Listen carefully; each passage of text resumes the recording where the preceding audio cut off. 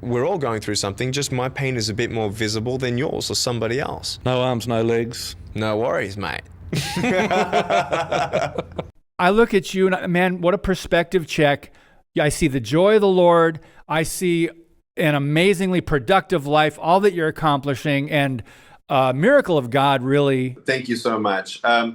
For me, I think what we understand is that all of our circumstances are different. And for those of us who have arms and legs, you may not be able to empathize or sympathize to the full extent. And even if you could and did, you don't know it until you've really gone through it. And so we all go through something, but at the right time, we also flip the reframing of those obstacles into opportunities where we don't just go through things, we grow through things. And trusting that God has a plan, that he causes all things to come together for the good for those who love him.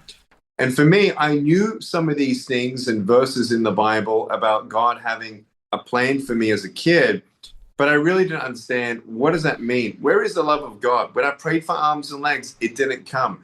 Why was I born this way without limbs when the bullies at school who put me down every day, they have limbs? They don't deserve their limbs. And so there were so many questions about what's my truth, what's the truth of my value? What's the truth of my purpose? Why am I even here? And I think there's a lot of people that still go through those questions. And I went through depression between ages 8 and 12. I actually planned my suicide for 2 years and attempted it at age 10. Looking at my life, I had no faith. So I only lived by sight. By sight, I'm like, I'm never going to get married. I can't even hold my wife's hand. I can't even hold my kids when they're crying. What kind of a life am I going to live? And I'm just so glad that by the mercy and grace of God, I'm still here. And I gave my broken pieces a chance in the hands of God, who could do great things and the impossible things. And listen, bro, today, it's ironic. Like, I just came from Brazil and preached the gospel to 60 million people 2 weeks ago. Jeez. And so, people always wonder, how can God use me?